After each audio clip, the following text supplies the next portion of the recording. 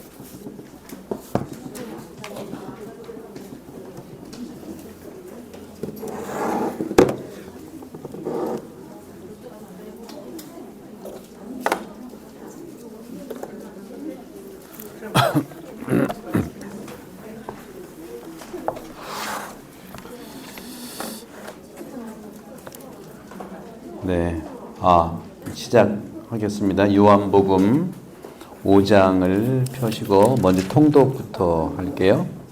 요한복음 5장. 벳zat다 못가에서 병자를 고치시다. 성부와 성자와 성령의 이름으로 아멘. 오늘 이 5장을 통독하는데 크게 세 단락으로 구별을 해서 읽으시면 더 도움이 되겠습니다. 첫 번째 5장 1절부터 5장 18절까지는 38년 동안이나 중풍에 걸린 이 병자하고 대화하는 거고요. 19절부터 30절까지 그리고 31절에서 끝까지죠. 47절까지는 예수님이 말씀하시는 거예요. 계속 예수님이 말씀하시는 거니까 예수님 말씀하시는 내용들 두 단락과 병자하고 대화하는 첫 단락을 잘 보시면서 여러분이 예수님이 말씀하시는 대화법을 좀 더 세밀하게 보시면 훨씬 도움이 되겠습니다. 성호경 했으니까 천천히 함께 읽겠습니다. 모두 마음을 모아서 시작.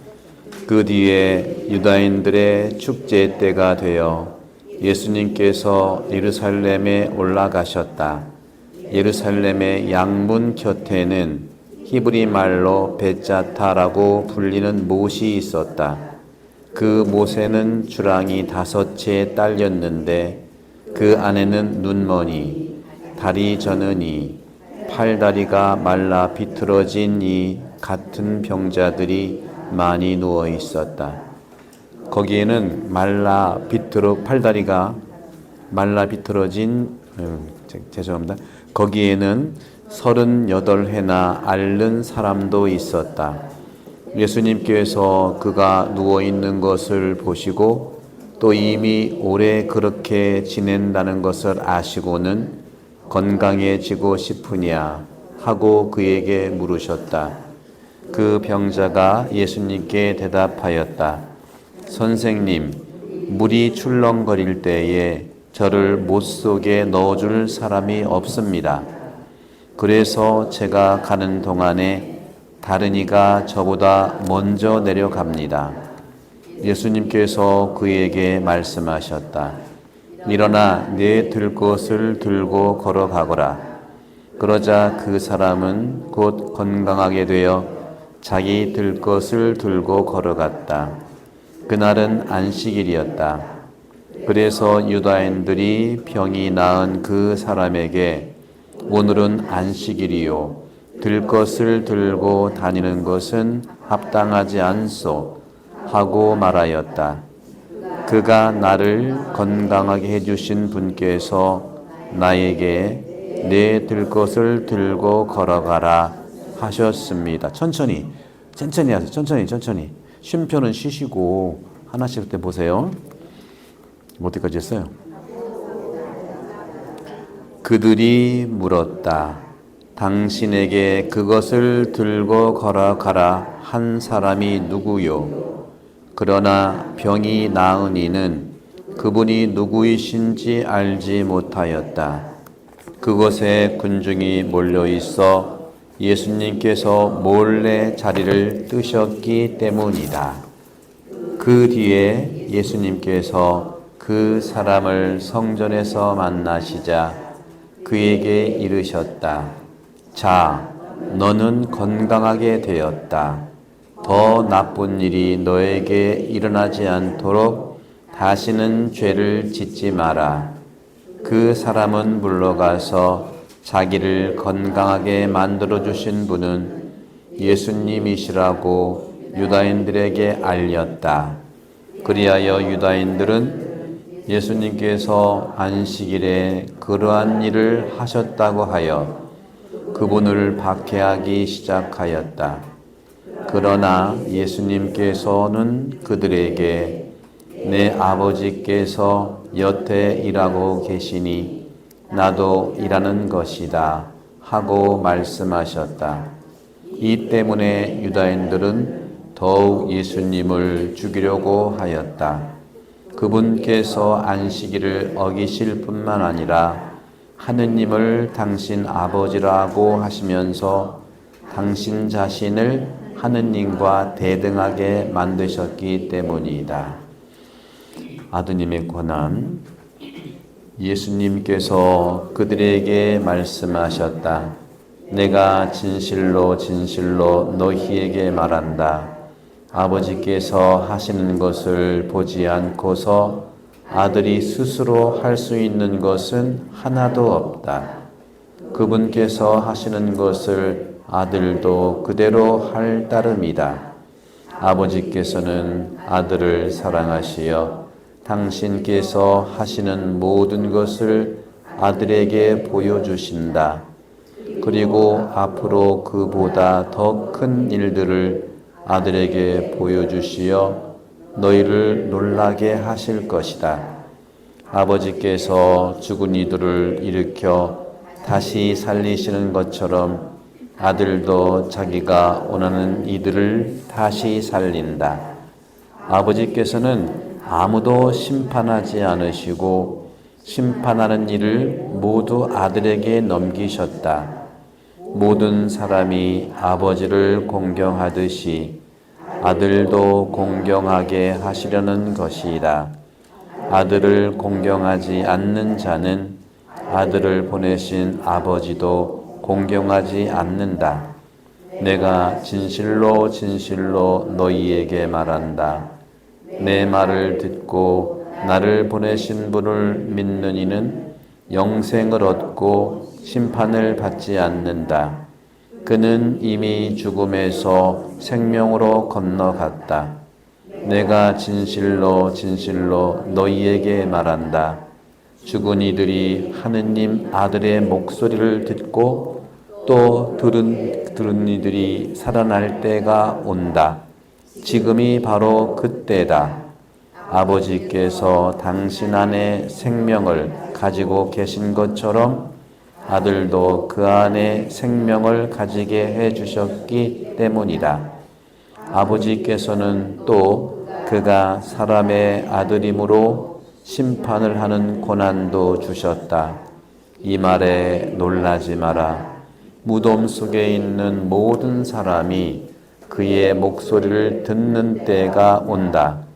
그들이 무덤에서 나와 선을 행한 이들은 부활하여 생명을 얻고 악을 저지르는 자들은 부활하여 심판을 받을 것이다. 나는 아무것도 스스로 할 수 없다. 나는 듣는 대로 심판할 따름이다. 그래서 내 심판은 올바르다. 내가 내 뜻이 아니라 나를 보내신 분의 뜻을 추구하기 때문이다. 이제 예수님을 믿게 하는 증언. 내가 나 자신을 위하여 증언하면 내 증언은 유효하지 못하다. 그러나 나를 위하여 증언하시는 분이 따로 계시다. 나는 나를 위하여 증언하시는 그분의 증언이 유효하다는 것을 알고 있다. 너희가 요한에게 사람들을 보내셨을 때에 그는 진리를 증언하였다. 나는 사람의 증언을 필요로 하지 않는다. 그런데도 이러한 말을 하는 것은 너희가 구원을 받게 하려는 것이다. 요한은 타오르며 빛을 내는 등불이었다. 너희는 한때 그 빛 속에서 즐거움을 누리려고 하였다. 그러나 나에게는 요한의 증언보다 더 큰 증언이 있다. 아버지께서 나에게 완수하도록 맡기신 일이다. 그래서 내가 하고 있는 일들이 나를 위하여 증언한다. 아버지께서 나를 보내셨다는 것이다. 그리고 나를 보내신 아버지께서도 나를 위하여 증언해 주셨다. 너희는 그분의 목소리를 들은 적이 한 번도 없고 그분의 모습을 본 적도 없다. 너희는 또 그분의 말씀이 너희 안에 머무르게 하지 않는다. 그분께서 보내신 이를 너희가 믿지 않기 때문이다. 너희는 성경에서 영원한 생명을 찾아 얻겠다는 생각으로 성경을 연구한다. 바로 그 성경이 나를 위하여 증언한다. 그런데도 너희는 나에게 와서 생명을 얻으려고 하지 않는다. 나는 사람들에게서 영광을 받지 않는다. 그리고 나는 너희에게 하느님을 사랑하는 마음이 없다는 것을 안다. 나는 내 아버지의 이름으로 왔다. 그런데도 너희는 나를 받아들이지 않는다. 다른 이가 자기 이름으로 오면 너희는 그를 받아들일 것이다. 자기들끼리 영광을 주고 받으면서 한 분이신 하느님에게서 받은 영광은 추구하지 않으니 너희가 어떻게 믿을 수 있겠느냐. 그러나 내가 너희를 아버지께 고소하리라고 생각하지는 마라. 너희를 고소하는 이는 너희가 희망을 걸어온 모세이다. 너희가 모세를 믿었더라면 나를 믿었을 것이다. 그가 나에 관하여 성경에 기록하였기 때문이다. 그런데 너희가 그의 말을 믿지 않는다면 나의 말을 어떻게 믿겠느냐. 주님의 말씀입니다. 네, 여러분들은 접속사 그런데고 갑자기 막 빨라져요. 여러분들이 평소에 얼마나 말을 막 서두르면서 하는지를 알겠어요. 읽는 대로 또 말하는 것도 있거든요. 그러니까 여러분들 접속사 같은 경우는 좀 예를 들어 마지막도 점점 빨라가요. 제가 한번 흉내를 내볼게요. 너희가 모세를 믿었더라면 나를 믿었을 것이다. 그가 나에 관하여 그 연결하는 거 금방 들어가. 성경에 기록되었기 때문이다. 그런데 너희가 뭐 이렇게 그런데 하고 반을 좀 쉬어야 되잖아요. 그죠? 그런데 아니 반전이니까 그런데 너희가 하지 말고 그런데 너희가 그의 말을 믿지 않는다면 나의 말을 어떻게 믿겠느냐. 이런 거죠. 그러니까 읽는 것도요. 굉장히 우리가 기도가 되는 거니까 같이 통독의 기쁨이 좀 있죠. 그렇게 한번 떼창같이 이 떼 성경 통독도 얼마나 은혜로운지 모르겠습니다. 자, 그러면 오늘 이 요한복음 5장을 이제 나가는데요. 우선 여러분들 전체 개요를 좀 말씀 좀 드릴게요. 아까 말씀드린 대로 5장 1절부터 18절까지가 중풍병자랑 대화하는 내용이고 또 19절부터 30절이 아드님의 권한에 대한 주제로 얘기하는데 이 두 가지로 나눠서 우리가 이해할 수 있는데 예수님께서 그들에게 말씀하신 내가 진실로 진실로 너희에게 말하는 이 말이 두 번 나오거든요. 그러니까 진실로 말한다는 건 한 달 나기 주제고 이게 이제 고난에 대한 거예요. 그 다음에 20 몇 절입니까? 25절에 또 내가 어떻게 나와요? 진실로 진실로 너희 말하는 이게 또 다른 주제인 거예요. 이게. 그러니까 이게 같은 아드님의 고난에서도 하나는 고난에 대한 이야기, 하나는 영생에 대한 거거든요. 이렇게 나눠서 있는 거고 또 31절부터 마지막까지는 예수님을 믿게 하는 증언도 있죠. 이것도 두 부분으로 나눠져서 이렇게 연결되는 건데 첫 번째가 증언에 대한 거고 두 번째는 성경 연구를 한다 하는 여기 그러니까 너희는 성경에서 영원한 여기도 마찬가지예요. 증언 그러니까 권한과 증언과 연결되고 두 번째 영생과 두 번째도 영생하고 연결되는 거예요. 이렇게 이제 구조를 보시면 되겠고 저는 여러분들께 이 성경 요한복음은 크게 자의적인 말뜻을 논리적으로 합리적으로 공부하는 게 하나 있고 요거를 가장 체계 있게 하신 분이 누구냐면 13세기 토마스 아퀴나스 성인께서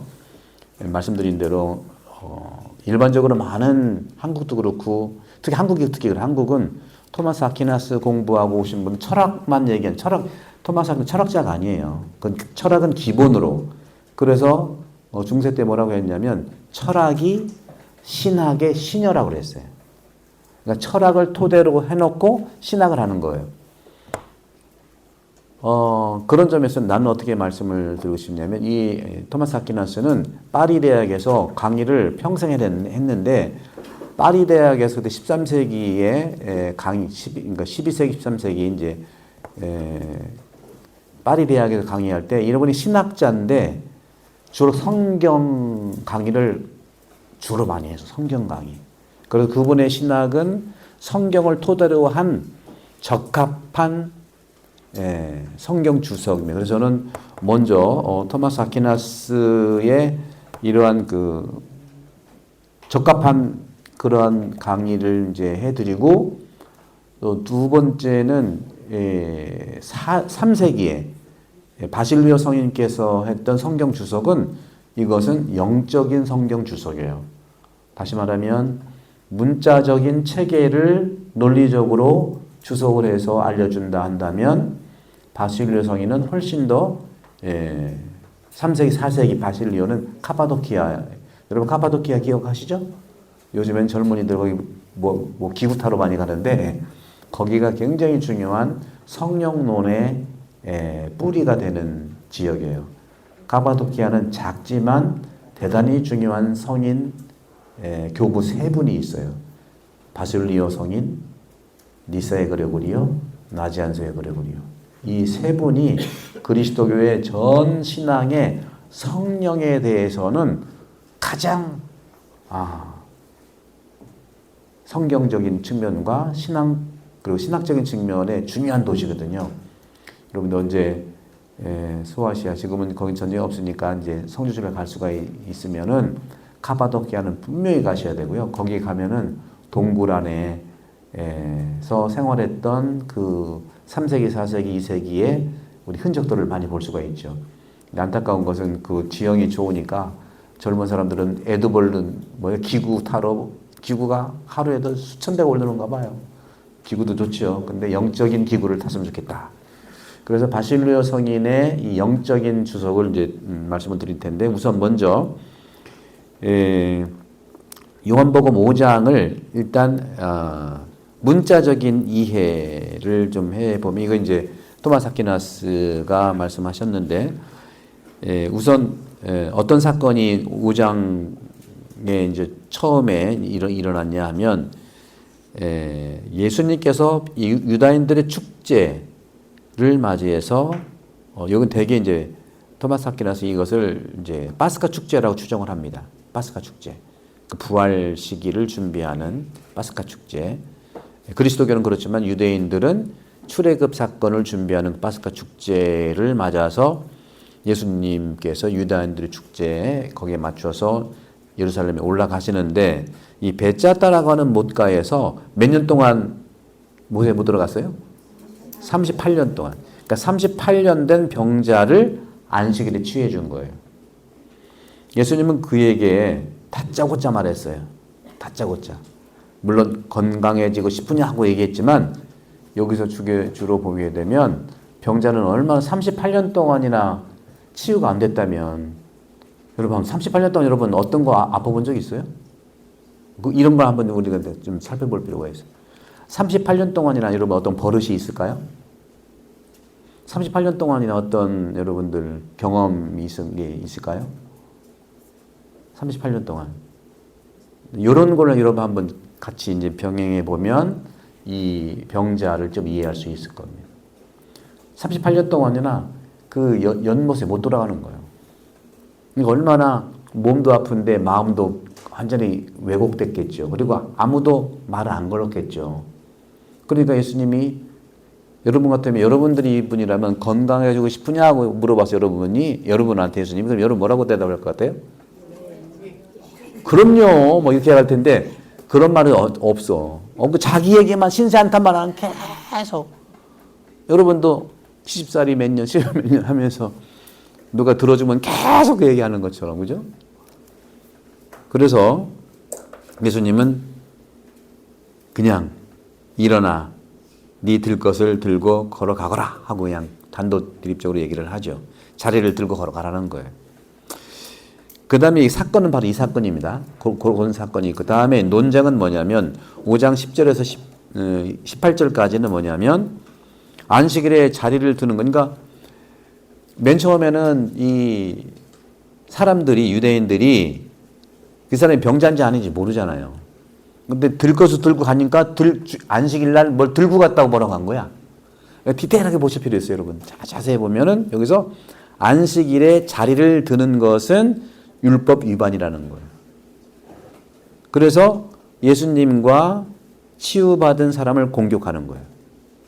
근데 예수님은 거기서 또 이제 말을 하시죠. 여기서 아주 그 핵심적인 것만 예수님이 말을 하신 것이 있는데, 그 18절에 보시면 기가 막히게 핵심적인 것만 일단 말씀드릴게요. 뭐라고 했냐면 18절에 여기서 보시면 18절, 17절에 그분을 박해하기 시작했다고 그랬죠. 그러자 예수님께서는 그들에게 뭐라고 했어요? 내 아버지께서 여태 일하고 계시니 나도 일하는 것이다.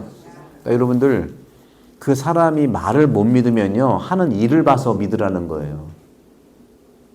우리는 말도 안 믿고 일도 안 믿고 행동도 안 믿는 경향이 있잖아요. 그죠? 그게 참 중요한 식별이라고 볼 수 있어요.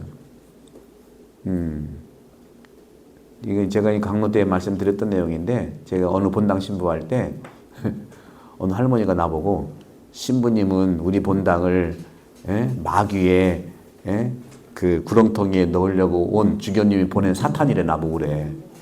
그러더라고요. 진짜 그런 일들이 꽤 있어요, 여러분들. 말을 안 해서 그렇지. 말 못하는 사정들이 꽤 있습니다. 태아는 아직은 없어. 앞으로도 없을 거야. 그런 이유가 있어. 그래서 저 아니에요. 저 사탄도 아니고 여러분들 이렇게 구렁텅이에 빠치려고 온 게 아닙니다. 그러니까 안 믿는데. 그럼 그때 여러분 어떻게 할 거야? 그럼 어떻게 해? 그때 성경을 여러분 잘 보시면 해법이 나와요. 이 사람들이 예수님이 말이라는 걸 안 믿었잖아요. 그죠? 그러니까 예수님이 뭐라고 했어요? 내 아버지께서 여태 일하고 계시니 나도 뭐 한다고요? 일한다는 행동을 한다는 거잖아요. 그래서 내가 그분한테 그랬어요. 할머니, 내 말을 정 못 믿게 했으면은 제가 행동을 할 텐데 행동을 보면 믿으실래요? 그러는 그 말을 그대로 했죠. 그러니까 가만히 계셔. 가만히 계셔. 제가 어떻게 했다고 말씀드렸죠? 그 전에 기억나시는 분? 기억 없으시구나. 제가 무릎을 꿇었어요. 행동을 해야 되잖아요. 내가 맨날 겸손하다 말하면 안 믿으니까 제가 무릎을 꿇었어요. 저 아닙니다. 그랬더니 아이고 신부님 일어나세요. 그때부터 그 할머니는 내 팬이 돼서 맨날 뭘 갖다 줘. 그러니까 방향이 늘 똑같은 거예요. 한 번은 상대방한테 막 공격하다가 그 다음에 반전이 일어나면 자기한테 막 공격이 가서 뭐 자꾸 종속적으로 되려고 하는 거, 그런 거죠. 뭐 이런 애들은 비일비재해요. 여러분들 문자를 친구한테 줬는데 문자를 씹었던 경험, 이런 씹힌 경험이 있죠? 예, 안 와. 그러면 무슨 일이 있겠다 하는데 하루 지나도 안 와. 부하가 나. 3일 지나면 어떻게 돼? 막 욕을 해.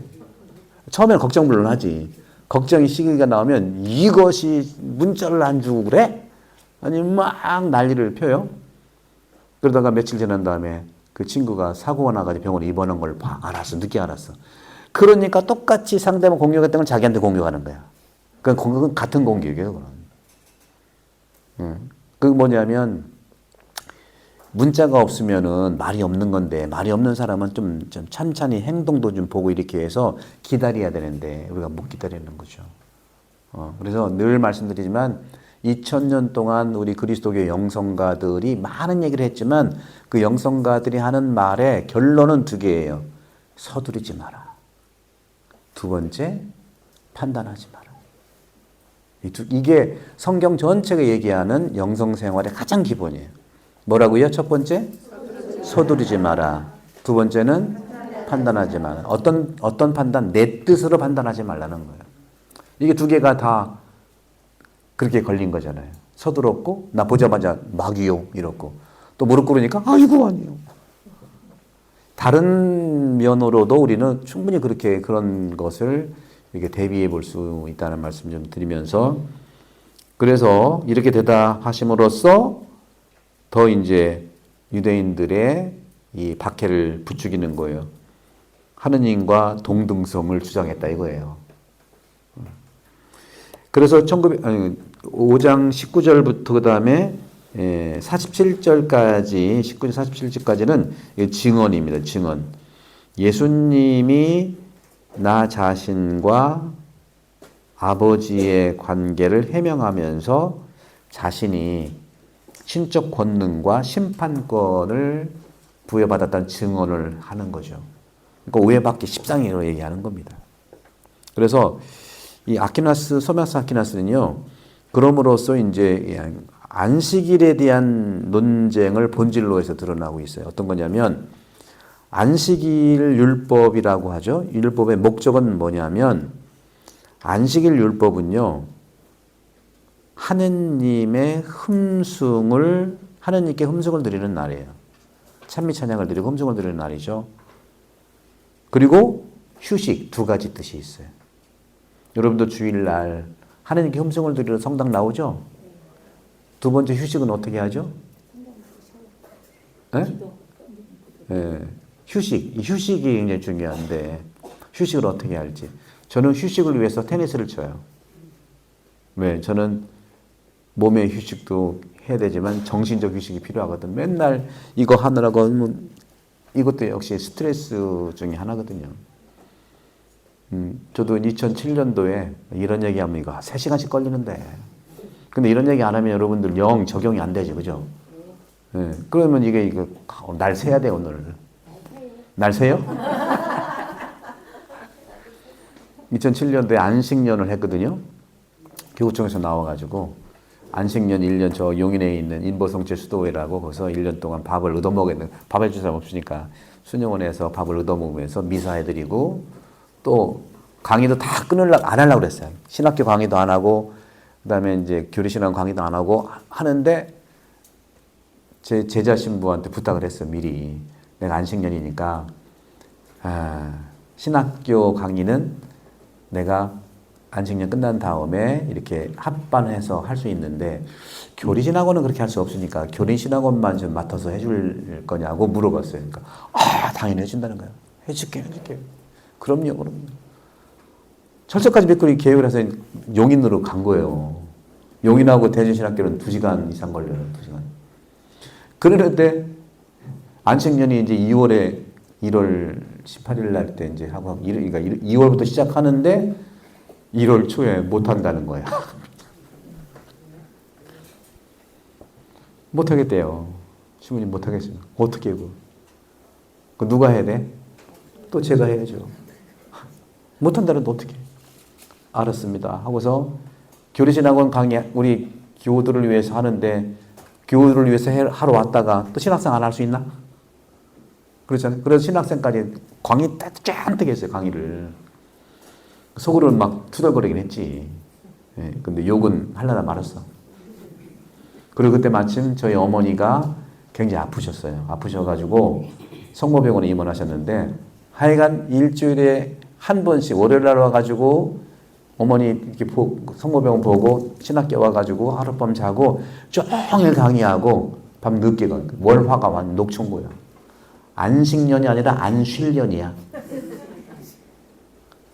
그렇게 하다가 또 제가 이제 있으면서 안식년 때 하고 싶은 번역이 하나 있었거든요. 그리스도교 동방영성이라는 굉장히 중요한 책인데 굉장히 두꺼워요. 그건 1년 동안 해야 될 것 같아서 그걸 막 해서 번역을 했어요. 번역. 그러니까 안식년이 아니지 안쉴년이. 그러니까 급기야는 10월 중순인가 10월 말쯤에 내가 인생 전체 위궤양이 생긴 거예요. 위궤양. 저 속이 너무 좋아서 뭐 소화제 먹은 적도 없고 뭐 아픈 적이 없거든요. 근데 위궤양이 생긴 거예요. 이거예요. 그래가지고 그때 중단 딱 했더니 낫더라고요. 또. 저는요 피곤하면 굉장히 피곤했다가 쉬면 또 금방 회복이 돼. 그래가지고 제가 말씀드리고 싶은 게 뭔지 모르겠네. 안식년 했다가 안쉴년 됐다. 그러니까 휴식 얘기하다 그랬구나. 휴식은 내가 잘 봐서 그때만 해도 제가 이제 50도 안 됐을 때니까 건강하지. 예, 그래서 50대기 직전에 이제 1년 동안 안식년을 했는데 여러분 휴식은 정말 필요한 것 같아요. 여러분 휴식을 잘 하시고 뭐든지 몸의 휴식이 첫 번째 같아요. 제가 월요일 날 뭐 용인에서 대전까지 가서 어머니 성모병원에서 이제 간병 보고 또 밤에 신학교 와서 종일 강의하고 또 가가지고 녹초가 된 다음에 또 번역을 하지. 또 거기 밥 먹으려면 또 거기 수녀님들 강의도 해드려야 되고 또 미사도 해드려야 되고 그러니까 더 바빠. 그런 것처럼 오늘도 예수님도 그런 얘기 했잖아요. 아버지가 여태 일하시니 나도 일한다. 예수님도 일 중독자야. 근데 그 일을 정말 기쁘게 하면은 그 마음에는 스트레스 안 생기는데 깨달았다니까요. 기쁘게 해도 마음의 스트레스는 사라지는데 몸은 받는다는 말씀 드리고 싶어요. 몸은 받아요. 그 몸을 조절해야 돼. 저도 또 나온 게 또 얘기를 하자. 제가 로마에서 공부할 때 박사과정이 있을 때요. 주제가 너무 재밌어가지고 저는 뭐 재미없는 적이 없어요. 내 박사학위 주제가 너무 재밌어가지고 새벽 4시까지 공부했다니까.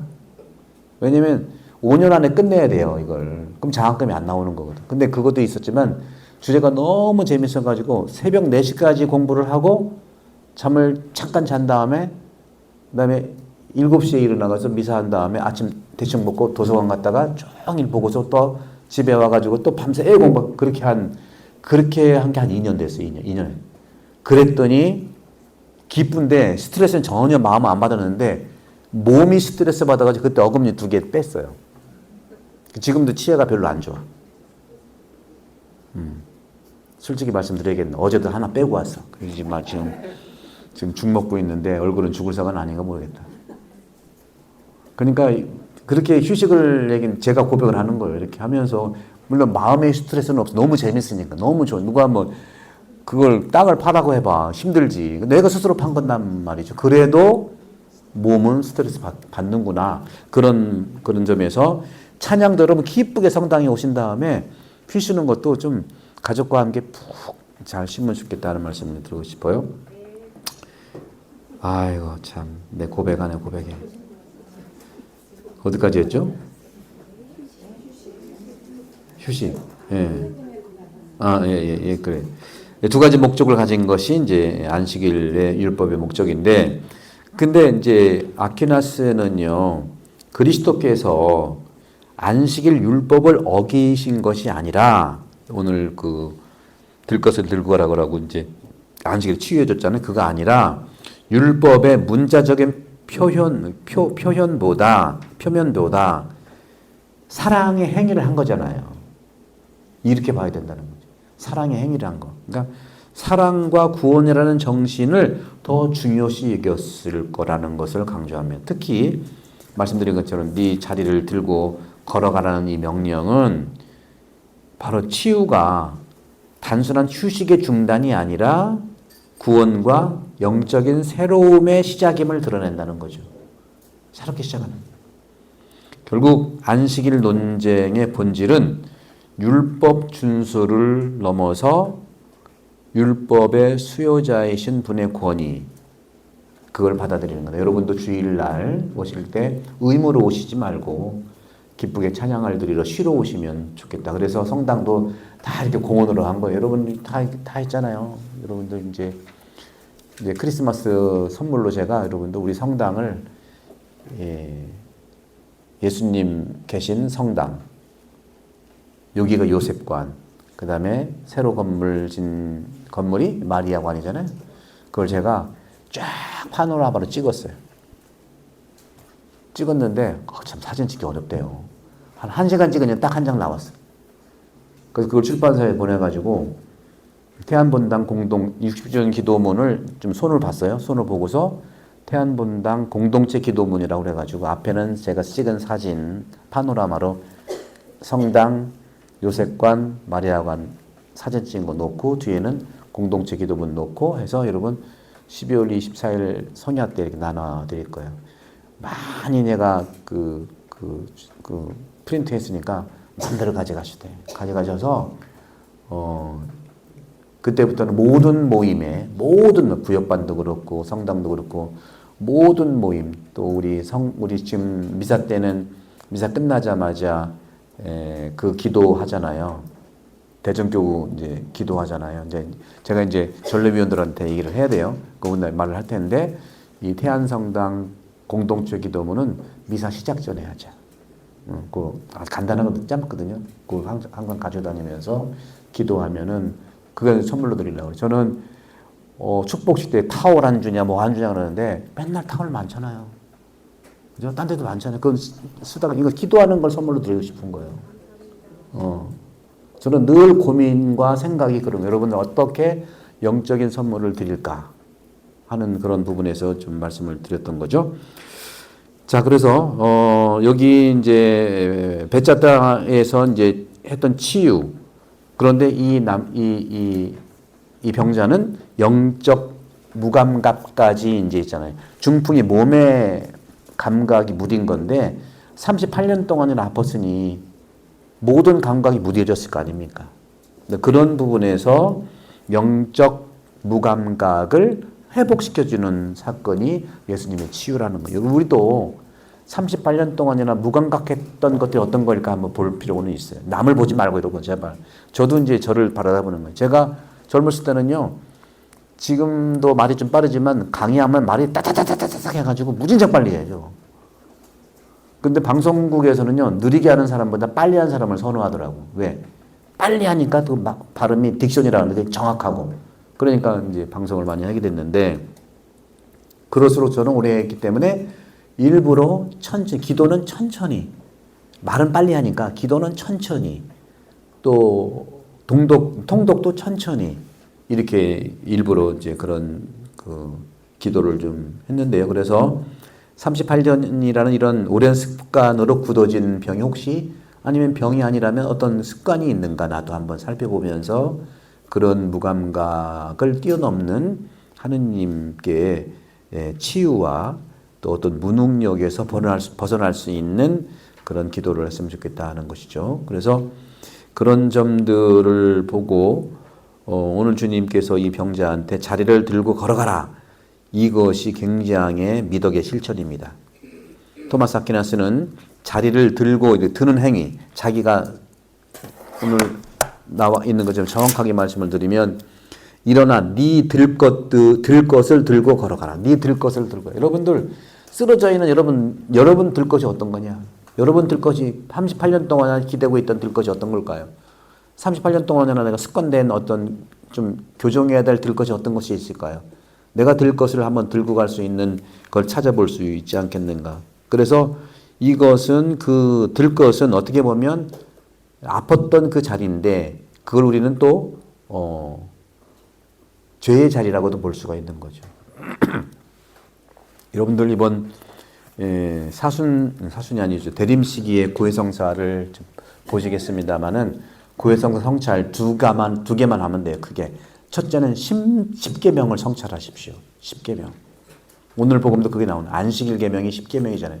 십계명이 어떤 거죠? 맨 처음이 하나이신 하느님을 흠숭하라는 거. 그죠?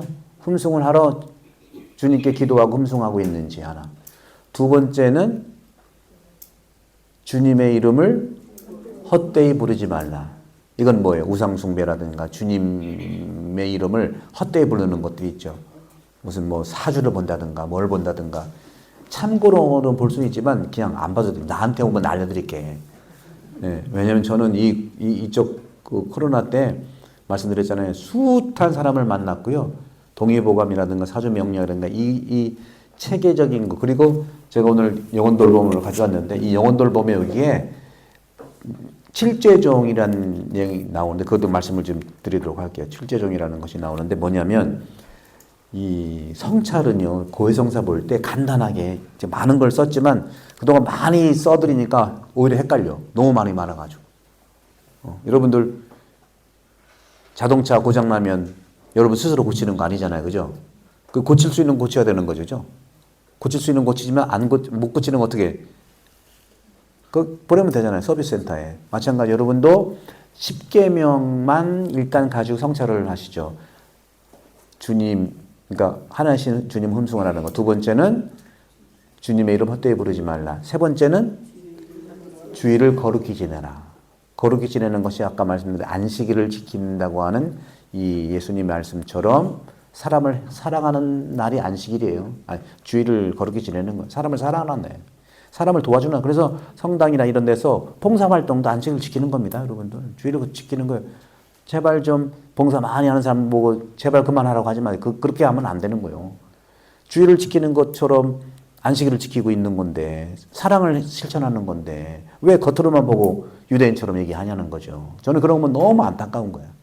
그런 그걸 가지고 기준을 삼아 자기 기준을 막 해. 기쁘게 하는 건데. 다만 이제 몸에 좀 이렇게 어려움이 있을 건 좀 찾아서 보시고. 넷째 계명은 뭐죠? 부모에게 효도하라는 거. 부모한테 효도하는 것도 여러분들 이렇게 할 수 있잖아요. 매번 모시고 사는 분도 있죠. 정말 효도를 많이 하시는 거죠. 근데 자기 몸도 돌봐야죠. 전화 한 통화하는 거 이런 거 가벼운 거부터 할 수 있지 않나. 6계명은 6계명 9계명 서로 통하는 거죠. 그렇죠? 6계명은 가늠하지 말라. 9계명은 남의 아내를 탐내지 말라. 이게 6, 9가 비슷하게 연결이 되는 거예요. 그 다음에 7계명하고 10계명이 또 연결돼요. 7계명은 뭐죠? 도둑질하지 말라. 10계명은 남의 재물을 탐내지 말라는 거죠. 그 다음에 중간에 7계명이 맞죠? 8계명. 8계명은 거짓 증언을 하지 말라. 그러니까 거짓말하지 말고 자기가 안 봤는데 봤다고 하고 또 본 것을 부풀려서 거짓 가짜뉴스 만들고 빙산의 일각처럼 빙산만 봤는데 밑에까지 소설을 쓰고 이런 게 바로 8계명을 어기는 거예요. 이거예요. 여러분들 거짓말만 한다고 안 한다고 하는 게 아니라 정말 깊은 성찰을 해봐야 되는 거예요. 이런 것들이 오늘날 우리 사회에 성당에서도 있어요. 이게. 그러니까 여기 온 분들은 없네 보니까. 이제 안 온 분들도 없을 수 있지. 그렇게 얘기하면 웃어주면 내가 덜 쑥스러울 텐데. 요렇게 10계명 하셨죠? 요거를 성찰하시면 돼. 그 다음에 어떤 분은 늘 말씀드려요. 저는 죄를 짓질 않았습니다. 10계명 안 질 수 있겠죠. 그 다음에 신약의 복음을 중심으로 해서 할 수 있는 것이 마태복음 5장의 행복선언 그리고 사랑의 3계명인데 이것도 너무 추상적일 수 있으니까 구체적으로 이 영혼돌봄에 나와 있는 거 우리 그레고리오 교황께서 7죄종을 말씀을 하셨어요. 7죄종이라는 게 뭐냐 제가 말씀을 좀 꼬박꼬박 좀 드릴게요. 7죄종은요 교만이에요. 교만. 두 번째는 인색. 인색은 소유욕이거든요. 인색한 거. 세 번째는 시기. 시기는 또 질투까지 연결되는 거. 질투. 그 다음에는 분노. 화죠. 그죠? 화, 분노. 특히 봄에 태어나신 분들 분노 조절 좀 하시면 좋겠어요. 봄에 태어나신 분들이 분노가 좀 있어요. 그건 나쁜 건 아니에요. 왜냐면 그럴 수밖에 없는 게 있어요. 저도 봄에 태어나서 좀 역정을 내는 경우가 있어요. 그리고 이름에 욱자가 들어가면 욱하는 분들도 있긴 있는데, 예. 근데 그분들은 분노가 아니라 좀 소리가 커지는 것 뿐인데, 그 다음에 다섯 번째는 음요. 이게 이제 6계명, 9계명과 연결되죠. 그죠? 10계명에서. 그 다음에는 여섯 번째가 탐욕. 탐욕이라고 하는 것은 여러 가지가 있을 수 있잖아요. 음식도 그러면 술을 그러면 폭음이 되는 거고, 먹는 것을 그렇게 하면 폭식이 되는 거고, 그죠? 먹는 게 탐욕은 폭식이고, 그리고 재물이면은 지나친 재물욕이고, 또 이것을 요즘처럼 심하게 얘기하면 중독이라고 하는 거예요. 중독. 저도 테니스 중독이 아니길 바라면서 2주째 제가 지금 절제하고 있어요. 몸이 근질거려도 중독이 안 되게.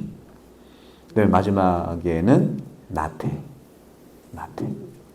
그러니까 이 칠죄종은요, 가장 첫 번째 큰 죄가 교만이에요.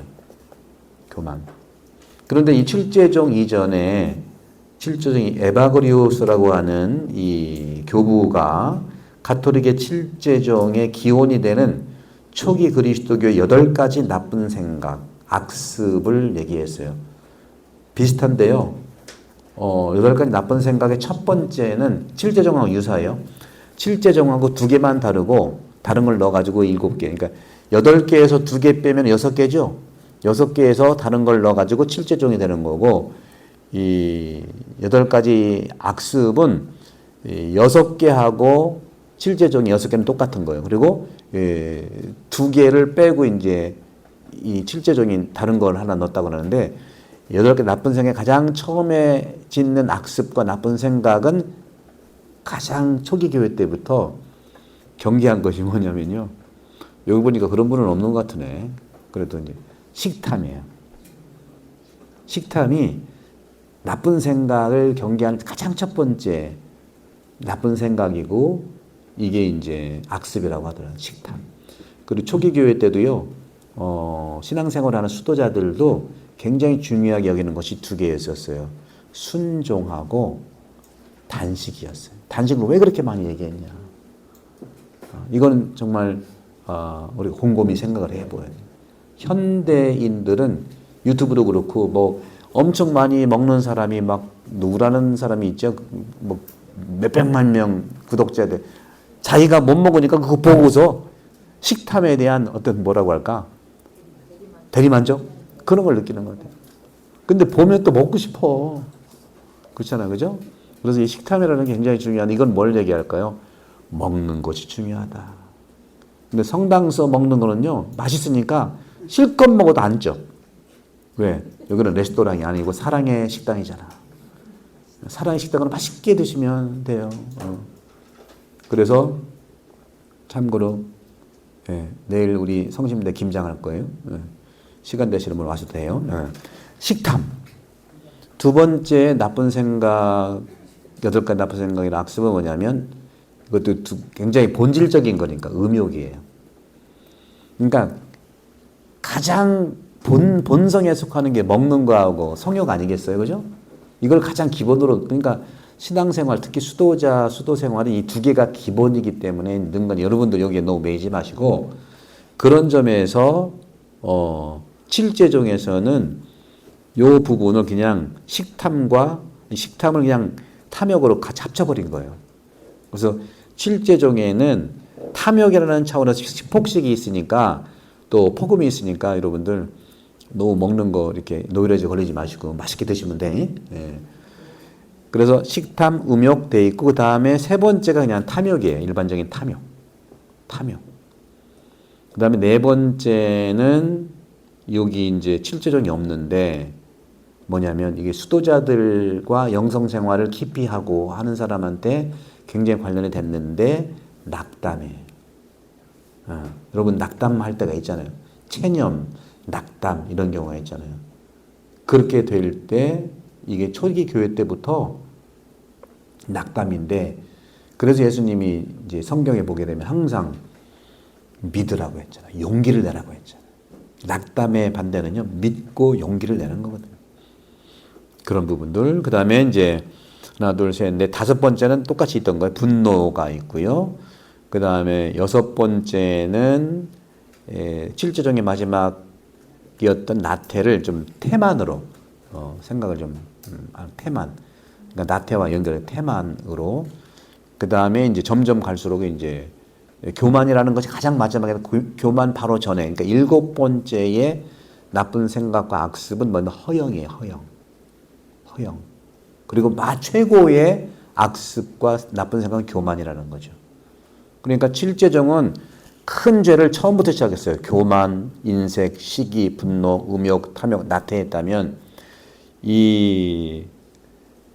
이거에 앞서서 가톨릭의 칠제종에 앞서 기원이 되는 초기 그리스도교의 8가지 나쁜 생각, 악습은 마지막에 가서 큰 나쁜 생각, 악습이 교만이라는 겁니다.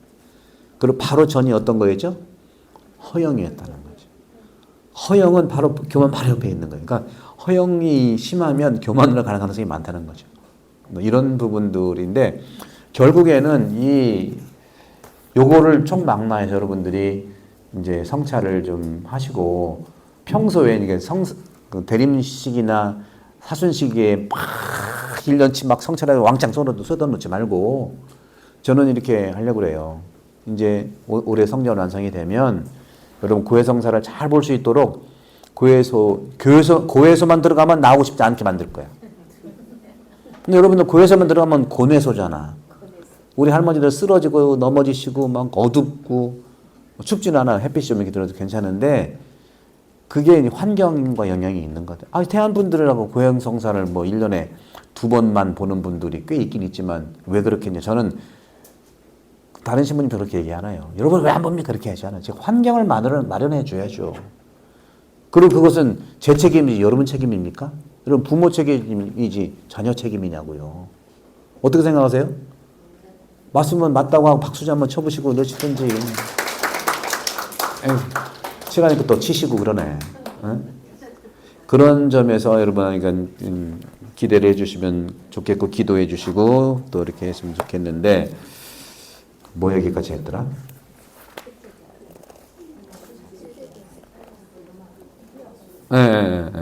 그렇게 이렇게 했는데 요거를 10계명하고 7제종 그러니까 나쁜 생각은 8가지는 좀 그다음에 하도록 하고 이렇게 이제 근데 중요한 것은 뭐냐면 7제종은요.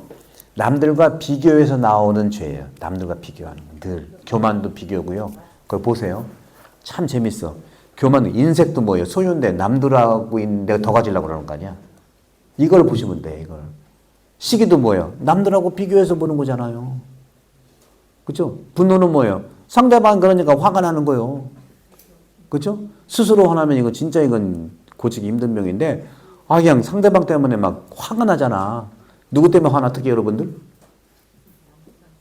본당 신부 때문에 화는 안 나지? 네. 저는 교들만 보면은 화 안 나. 화 났다가도 막 사라지려고 그래. 네? 가짜인가 이게? 그다음에 음욕도 마찬가지. 음욕도 상대방이 있어야 될 거 아닙니까? 그렇잖아요. 그죠? 탐욕은 아닌가? 중독. 나한테도 그런 거 아니에요. 난 하기 싫어. 저 사람 열심히 하라고 그래. 그러니까 참 재밌는 게 칠제종은요. 이거 종합해 보면은요. 판단 중지가 중요하지만 비교 중지야. 이건 비교 중지. 제가 늘 말씀드리는 게 비교하지 말자. 비교하는 데서 교만이 오고 인색이 오고 시기, 분노, 음욕, 탐욕, 나태가 온다는 거죠. 근데 8가지 나쁜 생각은요. 악습은 비교가 아니고 자기 안의 마음의 문제예요. 마음의 문제죠. 식탐도 비교할 수 있겠지만 마음의 문제에서 올 수 있어요. 오늘 라면을 한번 잘 끓여가지고 라면 좋은 음식이에요. 나쁜 거 아니에요? 맛있게 먹고 싶다. 여러 가지. 근데 그런 허영도 그렇고 막 그냥 과시해주고 싶은 마음 뭐 이런 것도 있고 뭐 여러 가지. 그러니까 그렇게 이제 보시면 되고 그래서 요것의 뿌리가 되는 게 뭐냐면요. 10계명을 했지만 이게 7제종하고 이 나쁜 생각의 뿌리가 되는 게 예수님이 공생활에서 마귀하고 다시 말하면 마귀의 유혹을 당했던 3가지가 뿌리예요. 그러니까 요것만 예수님이 당한 3가지만 여러분들 잘 지키면 7제 정도 이겨낼 수 있고 8가지도 이겨낼 수 있다. 예수님이 마귀한테 당했던 게 여기 몇 가지죠? 세 가지인데 처음에 뭘 당했어? 그렇죠. 배고파 죽겠는데 40일 동안 단식해서 배고파 죽겠는데 뭘 가지고 뭘 만들어요? 돌을 가지고 빵을 만들라는 거예요. 예수님은 만들 수 있어요? 만들 수 없어요? 있지만 왜 안 만들었죠? 이젠 이 정도 얘기할 수 있는데 왜 안 만들었지? 빵만으로? 말씀으로 산다? 너무 많이 하는데 옆에 있는 남편이 물어봐서 대답할 수 있게 수긍하게 좀 해봐요. 사랑을 가지고 사랑이 없는 빵은 안 만드는 거예요. 여러분 남편 자녀 밥 해줄 때 사랑을 가지고 밥 해줬잖아. 근데 사랑이 없을 때는 하기 싫잖아. 그런 거랑 비슷한 거죠. 그러니까 많이 하라. 그러니까 여러분 제가 여러분을 무시하는 게 아니라 성경 공부 많이 하지 마세요. 제발. 많이 하면 복잡해가지고 자기도 보고하면서 그 지식 자랑하려고 하는 거랑 비슷해. 성경에 있는 하나라도 내가 어떻게 적용해서 살까? 이게 중요한 거예요. 이것이 한국교회 되면은 대박. 성경이 시작된 유럽은 이런 공부, 어디서 하는 공부, 그런 얘기 공부 할 시간도 없어요. 묵상하는 거야. 그러니까 제가 말씀드리는 다른 건 필요 없다 그것이 아니라 그렇게 하면 복잡해요. 저도 30년 공부했지만 아직도 몰라. 그러니까 여러분 내가 보낸 널 모르다 그게 아니라 제가 경험해서 하는 말씀이기 때문에 말씀드립니다. 내가 하나라도 주님의, 그래서 이제 탐식이고요. 그러니까 뭐든지 음식이나 뭐 만드는 것은 사랑이 동반된 음식을 만드는 게 기적이다. 두 번째는 뭐죠? 산 꼭대기 올라가가지고 저기 세상 재물 나한테 절하면 다 재물 다 준 재물 이게 탐욕이에요. 이게 물질의 탐욕, 또 돈의 탐욕, 권력의 탐욕. 어디에 아부하면은 다 받는다 이게. 정상적으로 권력이 있어야 되고 정상의 권위가 있어야 되는데 어디에 아부해가지고 자기가 받아내는 이게. 그래서 저는 딴 게 아니라 모든 지도자들은요 이런 삶 예수님의, 그러니까 서양이 내가 좋다는 것이 아니라 서양의 지도자들은 보세요. 전부 다 대개 국회의원들 다 자전거 타고 다녀. 다 조그만 자동차 타고 다녀. 우리는 삐까뻔쩍해. 제 자동차가 뭐죠? 기억나시는 분 있어요? 스포티지예요. 왜? 나 스포츠 좋아하니까. 그것도 너무 커. 너무 커.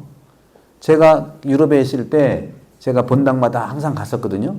항상 본당에 이제 하면 이태리라는 나라가 30년 전, 25년 전에는 우리보다 훨씬 잘 살았어요. 그때도 본당 신부들은 조그만 티코 같은 차, 칭케첸토. 칭케첸토라는 게 뭐냐면요. 칭케가 5이고 첸토는 100이 500cc짜리 반개차 같은 거 타고 다니고. 그리고 피아트가 기본인데 피아트도 아주 작은 소형차 타고 다녀요.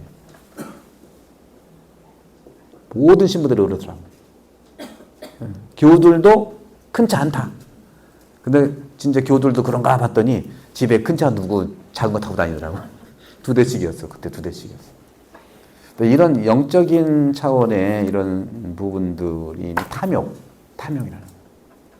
그 다음에 마지막으로 예수님이 당했던 게 뭐죠? 성전 꼭대기에 마귀가 데려가가지고 뛰어내려봐라. 스턴트맨이 되기를 바랬잖아요. 이건 뭐 허영이에요. 너 하느님의 아들이잖아. 한번 뛰어내려봐. 그럼 천사들 받쳐줄 거 아니야. 이런 걸 성경 말씀으로 이유겠다니까.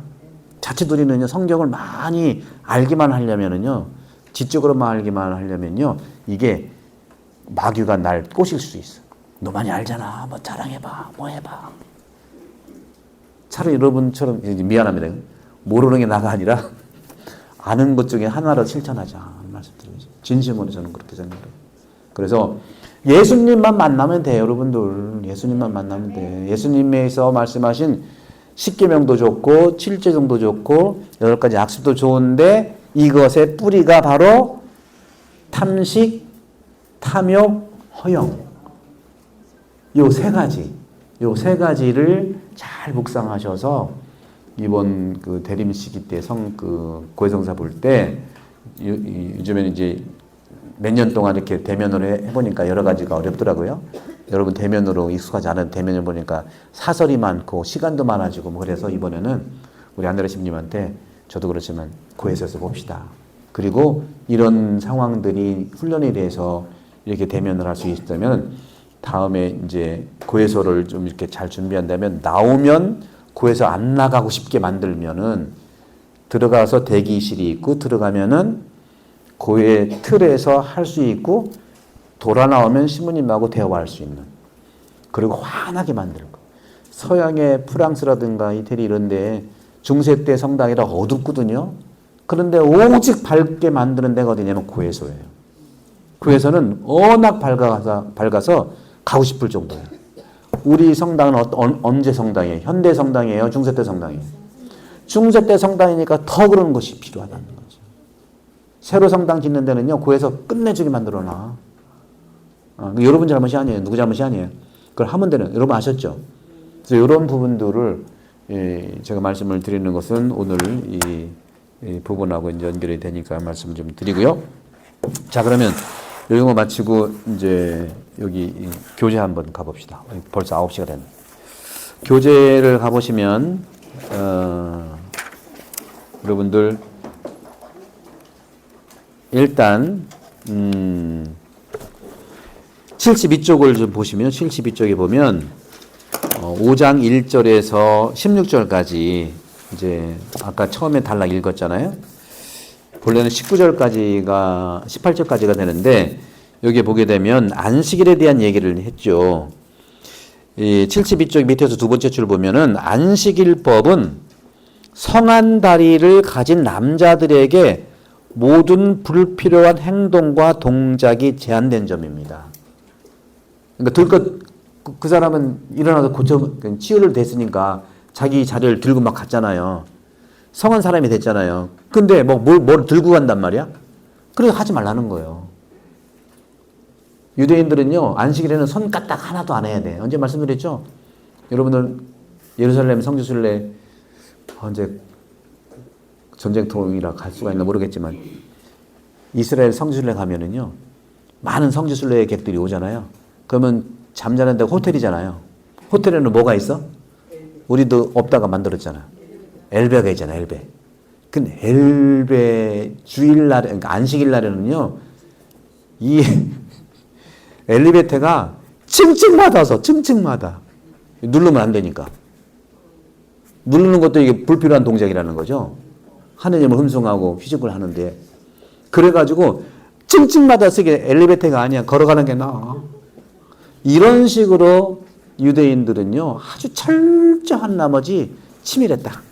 그래서 그런 제한된 점, 하지만 38회 동안이나 73쪽에 움직일 수 없었던 중풍병자에게 안식일 의미가 뭐냐 도대체. 예수님은 여기에서 안식일에 움직일 수 없는 중풍병자에게 단도직입적으로 뭐라고 했어요? 일어나 네 들 것을 들고 걸어가거라. 이렇게 얘기한 거예요. 여러분도 예수님의 이 행동과 말씀을 아주 본질이 되는 것을 이렇게 살았으면 좋겠다. 그러면서 중풍병자는 전혀 움직일 수 없을 정도 무력하진 않았다는 거죠. 예수님은 중풍으로 손발이 마비된 환자를 스스로 걸어갈 수 있도록 초대하신다. 이러한 예수님께서 명한 첫 장면은 안식일 규정을 폐지한 것이 아니잖아요. 근데 그렇게 보이는 거예요. 안식일은 거룩한 규정이고 사회적 측면에서도 축복으로서 가치를 받아들이고 있는데 그렇다는 거죠. 오늘날 우리 그리스도인들의 축일로 같은 잔치로 여겼던 것이다. 하지만 구약의 규정에 대한 예수님의 행동은 늘 동일하게 나타난다. 모든 규정의 뿌리로 돌아갈 것을 강조한다는 거죠. 그래서 여러분들 초기 교회 때 바오로 사도께서도 이렇게 선포하면서 이제 바닷가에 있는 도시들을 많이 선교했잖아요. 태안도 바닷가예요. 태안도 그래서 예수님의 복음만 들어가면 블루오션이에요. 되게 왜 바오로 사도는 바닷가만 그렇게 많이 갔을까? 고린도 교회, 에페소 교회, 테살로니가 교회 전부 다 바닷가예요. 바닷가는 풍요로운 곳이에요. 그리고 상당히 성적이고 물적이고 그 다음에 모든 자원들이 돈이 많아. 그래서 완고해. 이런 것들을 또 물류의 또 소통지예요. 요즘으로 얘기하면 공항이 있는데 그때는 공항이 없으니까 바다가 공항이었는데 지금은 이제 공항이 진짜 공항이죠. 그래서 그리스도교를 전파하면서 가장 첫 번째 부딪혔던 논쟁이 뭐냐면 할례였어요. 할례. 할례를 그러니까 그리스 사람들 유대인들은 할례를 했지만 그리스 사람들은 할례를 안 했거든요. 물어보는 거예요. 할례를 해야 되느냐? 해야 된다고 막 강조하는 거예요. 해야 된다. 근데 바울의 사도는 하라고 그랬어요? 하지 말자고 그랬어요? 하지 말자고 그랬죠. 왜? 어떻게? 하긴 하는데 마음의 할례를 하라고 했던 거예요. 마음의 할례. 할례가 뭔지 아시죠? 네. 그건 유대교에서 있었던 전통이에요. 그러니까 유대교, 그리스도교가 유대교의 그 좁은 우물 안으로 들어가려면 할례를 해야 돼. 그러면 다시 바오로 사도도 필요 없어. 그냥 유대교로 하자. 그러면 할례 하라고 할 거야. 그러면 그리스도교가 오늘날 이렇게 전 세계화 되지 않았다는 거예요. 우리가 강조했던 그런 굉장히 중요한 그 할례를 마음의 할례로 얘기를 하면서 뛰어넘은 거예요. 자기 전통을 뛰어넘을 때 보편화되고 국제화되는 거예요. 그것이 바로 하느님 나라가 되는 겁니다. 우물 안에 개구시죠. 우리 것을 고집한다고 남들도 하게끔 하는 거 복음이 아니죠. 그래서 이 바오로 사도는 뛰어난 전략가고 교회를 정말 선교했던 분이다. 예수님은 할례 하라 마라 그런 말 하지 않아. 그렇지만 예수님은 안식일의 근본을 얘기한 것처럼 예수님께서도 할례 얘기가 나왔을 때는 똑같이 바오로 사도 좀 했을 거란 말이죠. 마음의 할례. 세례도 역시 마찬가지죠. 제가 지난번에 강론한 것처럼 세례자 요한의 세례, 물의 세례, 예수님의 영의 세례 같은 거예요. 이게 육의 할례라면 이거는 마음의 할례가 바로 영의 세례라는 거예요. 뭐든지 똑같아요. 문자로만 해가지고 오해해서 문자의 깊은 의미를 모르면은 그것이 망하는 길이에요. 근데 문자뿐만 아니라 영적인 것까지 마음까지 읽어주는 게 예수님의 방법이라는 겁니다. 모든 게 똑같아요. 그러니까 여러분들 이렇게 이거 보시고 적용하면 성경 공부할 것도 없어요. 그냥 살면 되는 거예요. 이런 얘기 한 사람이 있다니까요. 여기도 나와 있는데요. 예. 오리게네스 같은 경우에는 그래도 우리는 훌륭하지 못하니까 성경을 읽어야 된다고 나와요. 어떤 그 성인은요. 성경 필요 없다. 그렇게 성경대로 살면 돼. 이렇게 얘기를 한 부분들이 있다는 거죠. 그래서 여기서 그런 부분들을 좀 보면서 73쪽에 보시면 중간 밑에서 둘, 넷, 여섯, 일곱 번 안식일은 하느님께 정신과 마음을 봉헌하는 시간이다. 그 선물은 모두에게 부여되었고 불편한 몸을 움직이는 것이 주님께 올리는 안식일의 근본을 과연 방해할 수 있단 말인가. 불편한 몸을 치유하지 않는 게 그게 옳은 거예요. 사랑이냐 하는 거죠. 안식일은 마음의 고통과 나쁜 생각에서 벗어나 주님께 맑은 마음을 드리는 거룩한 날입니다. 예수님께서 그의 불편한 몸과 특히 구겨진 마음을 바로 잡아준 거예요.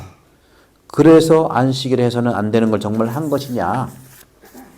74쪽을 보시면 거기 두 번째 줄 루카가 아니고 요한입니다. 요한 5장 15절 잘못된 건데 거기 그 요한복음 5장 15절 이하에 보시면 이렇게 말씀하셨잖아요. 자, 너는 건강하게 되었다. 더 나쁜 일이 너에게 일어나지 않도록 다시는 죄를 짓지 마라. 아니, 이 사람이 무슨 죄를 졌단 말이에요? 그러죠? 도대체 무슨 의미냐? 거기 나와 있는 거죠. 두 번째 줄. 중풍 환자가 지은 죄는 무엇을 얘기하냐? 38해 동안 알아온 마비 증상이 그의 죄와 잘못에 대한 고통이냐? 복음은 계속 그렇게 말하지 않아요. 오히려 복음은 움직일 수 없고 현재 위험에 처해 있는 사람을 늘 치유해야 한다고 얘기해요. 그러면 주님이 왜 중풍 환자한테 다시 죄를 짓지 말라고 했을까요? 죄는 육적 마비, 아까 말씀드렸죠. 38년 동안이나 누구도 도와주지 않고 못 들어갔는데 사람을 믿겠어요? 안 믿는 거예요. 몸만 삐뚤어진 게 아니라 마음도 이미 삐뚤어졌어요. 정신도 정상이 아니야. 그래서 치유해 주신 다음에 얘기했지 치유도 안 해준 다음에 얘기하면 이게 꼰대죠. 그 우리도 여러분들 상대방한테 뭐 좀 도움을 준 다음에 그 다음에 미래를 얘기하시라고. 우리는 도와주지도 않고 말로만 막 해서 상처 주고 막 이래요. 예수님도 그렇게 하지 않았는데. 그래서 이러한 죄는 육적 마비뿐만 아니라 영적, 내적, 곧 마음의 마비로 나타나고 선을 향해 각자의 능력을 영적, 육적으로 사용할 수 없는 것이 바로 죄인 거예요. 그래서 그는 주님과 대화에서 일방적으로 자기 말만 하는 거예요. 다 듣고 계시잖아요. 다 듣고. 그리고는 이제 자기 억울함을 다 들은 다음에, 그래서 여러분들 성당에 오시면 억울한 거 다 얘기하세요. 임금님 귀는 당나귀기, 저 옆집에 사는 XYZ 나쁜 사람이에요. 다 얘기하세요. 그 사람한테 얘기하지 말고 예수님한테 얘기하세요. 그런 부분들. 그리고 74쪽의 마지막 단락이 중풍병자는 병리적 증상만이 아니라 신경 정신과적 고통도 가지고 있었어요. 그죠? 그렇잖아요. 38년 동안이나 제 삶이 아니잖아요. 정상적인 삶이 아니잖아요. 그래서 육적 병뿐 아니라 심리 정신적 장애를 가지고 있고 38년 동안 사람들로부터 격리되어 살았기 때문에 칠제종뿐만 아니라 여러 가지 나쁜 생각으로 가득 찼을 거라고. 안 그렇습니까, 여러분들? 나태, 시기, 분노, 뭐 이런 모든 것들을 다 가지고 있을 수밖에 없었어요. 이런 심적, 정신적 마비증으로 진행된 것인데 예수님은 이러한 총체적 비상사태로부터 네 자리를 걸어들고 나오라 하는 겁니다. 여러분도 각자 이런 곳이 있다면 이 자리에서 일어서는 것, 그것이 고해성사예요. 고해성사는 그런 자리에 일어서도록 도움을 주는 것이죠. 마비 증세 때문에 작은 고통에서도 사람들에게 공격적이거나 미움으로 거칠게 행동하는 그 마비증에서 일어나 밖으로 나오라고 하시는 말씀입니다. 오랫동안 성당에 가지 않은 사람에게 미사 참여하기란 어떻게 보면 기쁨이기도 해요. 냉담 풀고 오랫동안 하다가 나왔으니까. 근데 동시에 참기 어려운 고통이에요. 왜요? 몇 년 만에 고해성사 복이란 빙하를 녹이는 피곤함이기도 하기 때문에, 그걸 모르기 때문에 그럴 수 있어요. 여러분들, 저는 성찰할 줄 몰라요. 고해성사 볼 줄 몰라요. 괜찮아요. 오시고 그 앞에 써 있는 그대로 하셔요. 이렇게 친절하게 7개 써 있잖아요. 그렇게 하시고, 판공 때는 힘들어도 그 외에, 판공이 아닌 때 제가 이제 이렇게 할 테니까 그때 오셔서 또 이런 기회에 성찰도 배우시고, 또 상설 고해성처럼 이렇게 좀 자기 얘기 좀 얘기하죠. 이 중풍 환자처럼 38년 묵은 것들을 얘기를 하고, 그 제가 처음에 오자마자 한동안 했었잖아요. 한동안 하니까 이게 이제 또 안 되는 부분들이 있죠. 왜? 훈련이 필요한데. 한 번에 되겠습니까? 그래서 이렇게 피곤하기도 한다는 거예요. 이해해 줘야 되죠. 하지만 일어나 걸어가야만 마비된 몸과 마음에 해방된다는 거죠. 주님은 손을 내밀 때 그가 벌떡 일어나는 은혜를 받잖아요. 여러분, 주님께 손을 내미십시오. 벌떡 일어날 수 있어요. 아멘! 놀래라. 졸지 말라고 놀래키는 거예요. 이렇게 쭉 나오니까 이제 그 초기 교회 때처럼 이거는 이제 영적으로 쉬는 날이라는 말씀을 좀 드리고 좀 넘어가도록 하겠습니다. 그 다음에 요한복음 5장 17절 30절은 아까 말씀드린 거죠. 아버지께서 여태 일하고 계시니 나도 일하는 것이다 하는 건데, 여기서는요, 토마스 아퀴나, 아까도 말씀드렸지만 토마스 아퀴나스의 이러한 신관이 중세에 많은 이런 그 작품들을 남겼다는 말씀. 마지막 단락을 보시면 마지막 줄 76절 마지막 줄에 보면 레오나르도 다빈치는 역사의 길이 남을 수밖에 없는 걸작품을 만들면서 이렇게 고백했대죠. 77쪽에 보면 하느님이 나를 움직이셨다. 하느님이 첫 번째의 움직임인 거예요. 하느님이 나를 움직이신 거예요. 철학적 반성도 복음 말씀의 의미를 풍요롭게 해주고 영성생활에 필요한 지침을 준다는 거죠.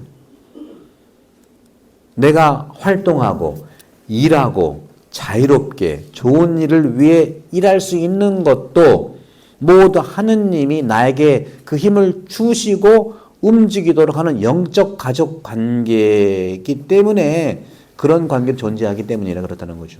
그래서 하느님께서는요, 순수 행동이에요. 순수 행동. 그러니까 원인이 없는 순수 행동이에요. 우리는 누가 움직임 원동력처럼 제1원인이 하나님이라면 우리가 2, 3, 4로 오잖아요.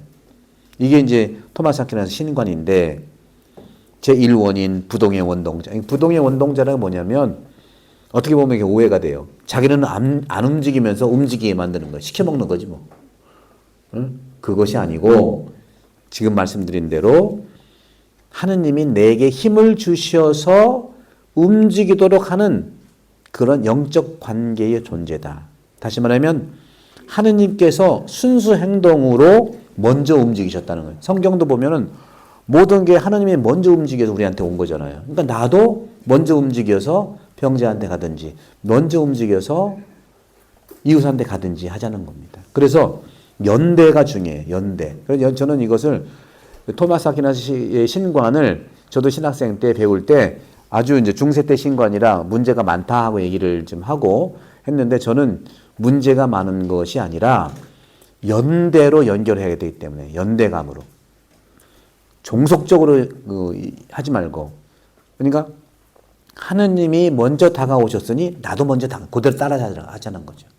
예수님이 십자가를 지셨으니 나는 안 지자 이게 아니라 나도 지자 이렇게 나가. 이게 이제 신관의 새로운 방식의 영적인 가치를 얘기하는 거죠. 그래서 하느님이 순수 행동으로서 먼저 움직이시니까 나도 움직이는 거다. 내가 움직이는 것도 역시 주님과의 피동적 관계를 얽히지 않고, 그러니까 주님이 따르라고 해서 난 따르기만 할 거야. 이 따른다는 것은 뭐냐면 주님이 선수 모범을 보여주시니까 주님을 따른다는 것은 주님이 모범을 보여준 그 모범을 나도 보인다. 이 연대로 얘기하는 거예요. 무슨 말씀인지 아시죠? 이거 굉장히 중요한 거예요. 이것을 오해하면 우리는 아무것도 할 게 없어. 우리는 죄만 지어야 돼. 왜 하나님이 예수님이 우리를 죄를 고쳐줬으니까 우리 죄를 사해줬으니까 이게 문제가 되는 겁니다. 이래서 그 비판을 받는 거예요. 그리스도인들이. 내 죄를 용서해 주셨네. 착각하고 오해하는 거예요. 여러분들 밀양 보셨죠? 밀양? 그 수십 년 전의 영화인데 그 목사가 전도연 아들을 딸인가? 아들이죠. 아들을 죽였는데 사람들이 자꾸 전도연 보고 용서하라니까 용서하고 싶지 않은데 그냥 용서하러 찾아가 용서하러 갔더니 뭐라 그래? 그 목사가 하는 걸 뭐야? 자기 용서 받았다는 거야. 미쳤어. 그거 아니거든요. 그러면 분노하는 거예요. 그러니까 미량이라는 그걸 쓴 사람은요, 이 신학적인 것을 철저히 꿰뚫고 있는 분이라. 그렇게 하면 안 돼요. 여러분도 마찬가지예요. 내가 잘못했는데 내가 사고하지 않고 하느님의 용서받았다? 그런 용서가 주님의 기도만 보면 아는데 주님의 기도 뭐라고 했어요? 우리에게 잘못한 일을 내가 용서하듯이 하나님 나를 용서해 주세요.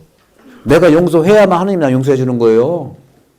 또 마찬가지예요. 내가 용서를 청해야 하나님 용서를 청하고 그리고 내가 나한테 잘못한 사람을 내가 용서하듯이 하나님이 나를 용서하는 건데 분명히 이걸 잘못한 사람이 회개하고 용서를 청해야 되는 거예요. 주님에게도 기본이에요. 그리고 여러분들 신과 함께인가? 이정재인가? 차태현 영화 나왔던 거 있잖아요. 네. 두 번째 건가? 그때 차태현이가 이제 지옥의 갈판인데 저승의 갈판인데 왜 어떤 죄 때문에 가야 돼요? 엄마를 죽이려고 그랬잖아요. 예? 비계가지고 엄마 죽이려고 했잖아. 근데 염라대왕이 뭐라고 그랬어? 판결을 내렸잖아요. 예? 저승에 지옥에 안 가거든요. 왜 안 가요? 포인트가 거기 있는 거야. 뭐냐면 엄마는 벙어리잖아. 엄마를 죽이려고 했을 때 엄마가 자고 있었어? 깨고 있었어? 이게 포인트예요. 엄마가 자고 있을 때 그렇게 했다. 얘는 지옥 가야 돼. 아주 굉장히 예민한 겁니다. 근데 엄마가 뭐라고 그랬어요? 그래. 예수님처럼 후미에라고 해서 일본 사람들이 그 순교할 때 그죠? 로드리고 신부님이 밤새도록 막 코 고는듯이 죽었는데 그게 뭐냐?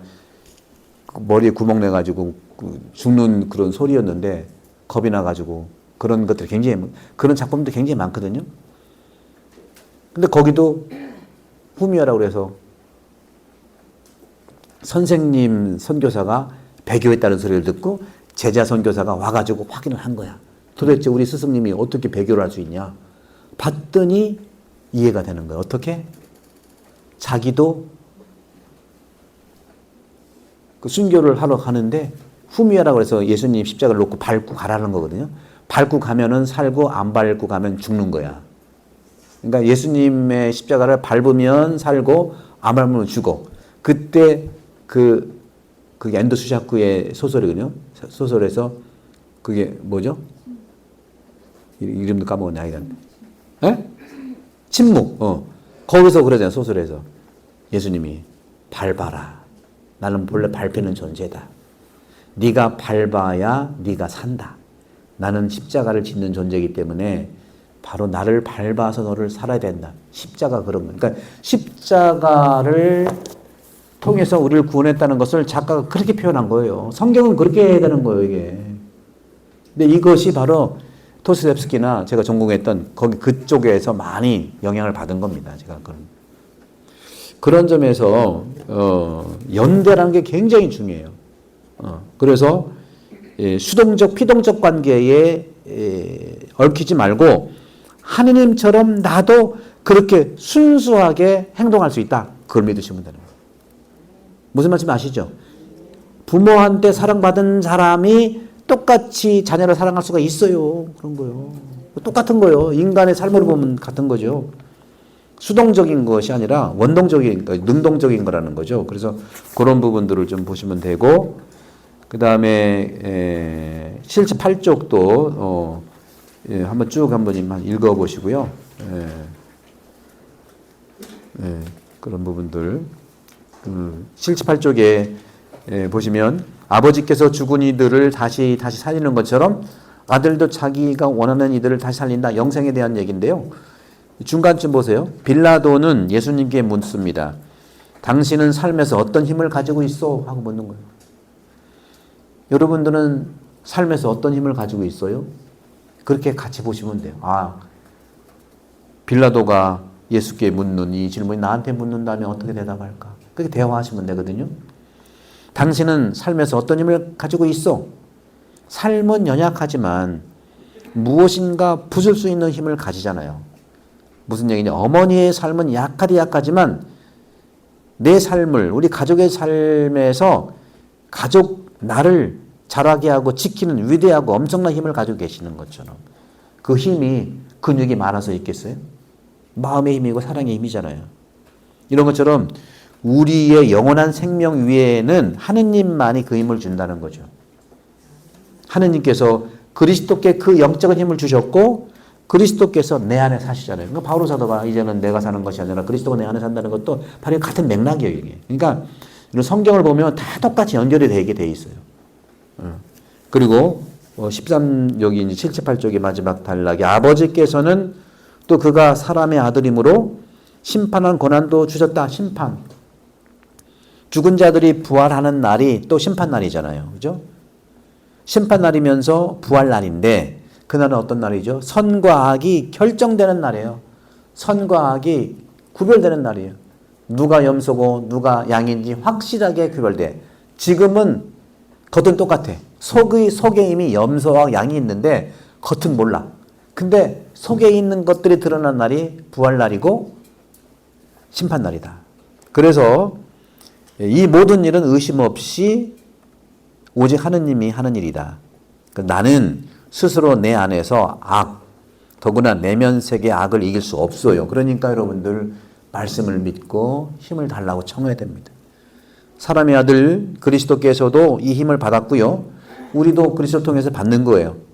그래서 그분께서는 인간이 살아가는 역사에서 악을 이기고 선의 승리를 준비하기 위해서 사도들과 제자들에게 그 힘을 전달하셨다는 거죠. 이제 나도 그분께서 주시는 힘으로 악을 이겨낼 수가 있겠습니다. 자, 이제 67쪽은 그런 점에서 여러분 쭉 다 할 수 있어요. 67쪽에 보시면 그룹 나누면서 사람들이 예수님을 믿지 않거나 따르지 않는 이유 뭡니까? 불신이고 의심이고 두려움이고 뭐 이런 거죠.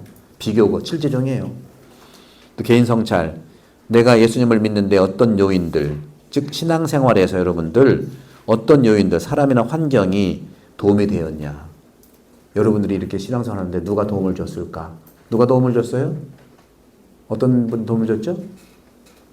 쑥스럽지만 내가 지금 도움 주고 있잖아요. 아이고 어렵게 생각해. 지금 도움을 받잖아. 그 말 좀 하시라는 거야. 제발 좀. 말을 해야 알지 말도 안 하고 맨날 가까이에 있어요. 도움은 멀리 찾지 마시라고. 바로 옆에 있는 사람들을 같이 여기 함께 있는 분들 그렇게 얘기를 해줘야 알아? 아는데 말을 못하는 거야. 알았어요. 한편 어떤 요인이 여러분 믿음, 내 믿음의 걸림돌이 됐냐. 그것도 한번 살펴보시면 좋겠죠. 자, 68쪽에 보시면 이건 읽어보시면 되고 1번 문제, 2번 문제 다 여러분들이 상상해 보시면 되고요. 여기 2번에 병 낫기 전에 이 아픈 사람의 태도는 어땠냐. 병 낫기 전에는 지 말만 했죠. 병 나은 다음에도 관심이 없었어. 예수님에 대해서. 이름도 모르고 그냥 가버렸어. 근데 막 고발당하니까 예수님이라고 알고 얘기를 했어요. 그러니까 그는 15절에 보게 되면 그 사람은 물러가서 자기를 건강하게 만들어 주신 분은 예수님이라고 그 나중에 얘기한 거예요. 그렇게 돼 있죠. 그래서 점점 나아지는 거예요. 여러분도 성경 이렇게 하면 1년, 2년, 3년 하루 점점 나아질 테니까 자세히 보고 여러분도 자세히 들어. 남 관심 갖지 마세요. 제발 나한테 관심 가지세요. 말씀 가지고 내가 정말 성장하고 있는지, 내가 하는 말들이 좀 달라졌는지. 그렇게 이 예수님이시라고 유다인이 얘기하는 이 병자가 그렇잖아요. 그다음에 69쪽의 세 번째는 이게 사계명, 여기서는 십계명이 사계명은 이건 뭘 얘기해? 십계명이 구약의 사계명을 얘기해요. 우리의 사계명은 부모를 효도하, 부모를 공경하라는 건데 여기서 사계명이 그렇습니다. 1계명, 10계명은 구약의 10계명이 약간 좀 달라요. 그걸 보시면 되고 4번 질문, 예수님은 어떻게 나를 건강하고 온전하게 하셨습니까? 그것도 이제 안식일을 잘 지키듯이 하느님께 영광을 드리고 휴식을 제대로 하시면 좋겠다 하는 거죠. 그다음에 5번 문제는 신성모독 이런 건 다 아시니까 되고, 그다음에 6번에 보시면 19절에서 23절이가 고난에 대한 거잖아요. 고난에 대한 거. 아드님의 고난에 대한 건데 아버지께서 아들을 사랑하시고 그에게 신뢰와 헌신을 보이시는 건데 여기에 요한복음사가는 우리에게 어떤 통찰력을 제공합니까? 한편 아버지에 대한 아들의 의존은 어떤 것입니까? 바로 소통이에요. 소통한다는 거죠. 아버지와 나가 소통한다는 거잖아요. 소통은 뭐 말만 하겠어요? 힘도 소통되는 거예요. 여러분들 서로 믿어주고 통하면요 힘이 얼마나 센지 몰라. 소통. 그래서 요한복음은요 상호 소통이에요. 모든 방식이 상호 소통. 여러분들 소통 배우려면 요한복음 읽으시면 돼요. 그 다음에 사랑도요 일방적인 사랑이 아니라 상호예요. 서로 사랑하라는 게 요한복음의 핵심이에요. 서로 사랑, 서로 소통, 상호의 상호 소통. 그렇게 보시면 되겠습니다. 나머지는 쭉 읽어보시면 되고 8번에 이제 증거에 대한 거죠.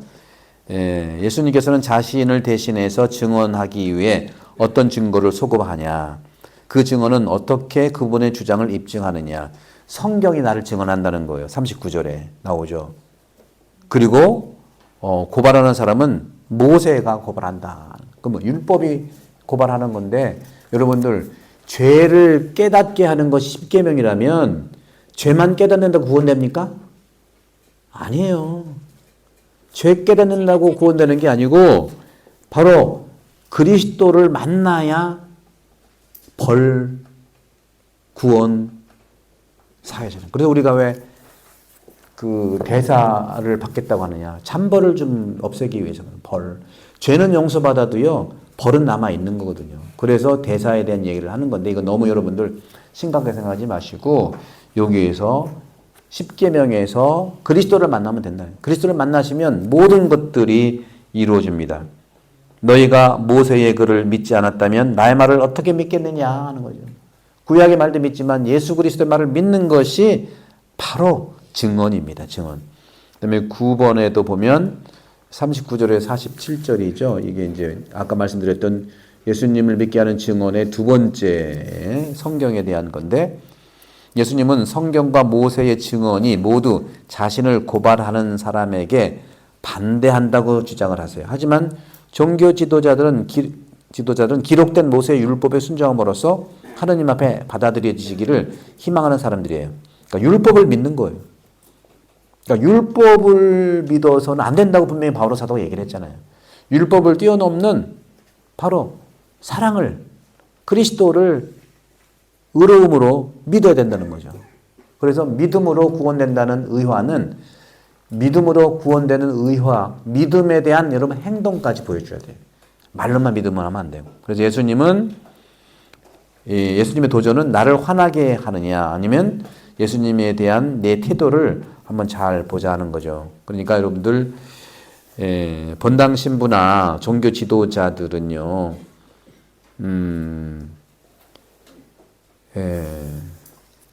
여러분들 성경을 말하는 신부님에 대해서 어렵다고 말하지 마세요. 신부님이 얘기하는 거 지시하고 뭐 이렇게 하자 저렇게 하자 그거는 쉽다고 생각하시겠죠. 저는 그렇게 얘기하지 않아요. 왜? 예수님이 그렇게 하지 않았고 그렇게 해서도 안 되고 여러분들도 알아서 할 건데 자기 언어로 상대방을 얘기하는 것이 아니라 성경을 말하는 신부님한테 순종하십시오. 신부님 순종하라는 게 아니야.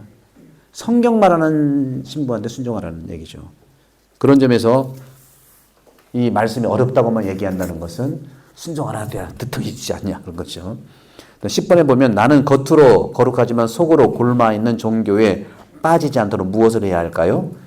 잘 믿으셔야겠죠. 11장 지금 공부한 5장을 좀 보고 예수님을 위하거나 혹은 반대하는 우리의 판정에 영향을 미치는 요인들은 무엇입니까? 예수님을 위하거나 예수님을 반대하는 거 어떤 거예요? 증거하고 믿음이에요. 여러분들. 진리라고 하는 것은 여러분 어떤 거죠? 믿음으로 말로만이 아니라 행동으로. 내가 여태 일하니 하느님이 일하지 나도 여태 일한다. 그러니까 그 증거와 믿음은 성경인데 그 성경은 말씀과 행동이라. 예수님이 말씀만 하고 십자가 앉아서 봐요. 구원됐나? 안 됐잖아요. 그러니까 말씀과 십자가는 같이 동일한 그런 중요한 것이다. 72쪽 기도하기를 봅시다. 종교 규칙에 의존하기보다 주님과의 관계가 성장하도록 기도에 힘씁시다. 종교 규칙이 필요하긴 해요. 근데 사랑으로 하느냐 안 하느냐. 기도. 그리고 실천하기에 한번 이번 대림시기 때 한번 실천해 보면 좋겠다 하는 거죠. 많이 하셔가 아니라 이번 대림시기에 외로움이나 고통으로 얼룩진 곳을 방문해 볼까요? 병원, 노숙자 보호소, 위탁 보호시설, 교도소, 그곳에서 그리스도의 사랑을 기꺼이 드러나 볼까요? 도움이 필요한 사람을 위한 성령의 인도에 귀 기울입니다. 그래서 저는 다음 주에 그동안 11월 달 우리가 이제 봉송체 모델 연수가 많아서 12월에 이제 봉송체하고 그 여러분들 주보에 낼 텐데 여러 군데 아니라면 병자 봉송체 할 때 어느 장소인가 이제 알려드릴 테니까 오실 수 있는 분은 오셔도 좋겠다 하는 말씀을 드리면서 여기는 디테일한 약속이 필요한데 하여간 그리고 다음 주에 저는 교도소 가서 미사 좀 해보려고 합니다. 이 정도 마치고 그러면 오늘 그 뭐죠? 그 묵상 그 있죠 그거 한번 좀 주시겠어요 한번 그럼 간단하게 하고 마치도록 하겠습니다. 그리고 요거 말씀드린 요 영혼돌봄 요거 저 앞에다 놨는데 요거 한 권씩 가져가시고 돈 내시면 돼. 예. 이거 사신 분 많이 계실 텐데 요거 계속해서 제가 해 나갈 거고 하니까 이번 혹시 누구 농담 반 진담 반 요거 하셔가지고 그 뭐죠? 성탄 선물로 좀 드리시고 해서 제가 일부러 가져왔고 그 나눠주시겠어요? 저도 하나 주실래요?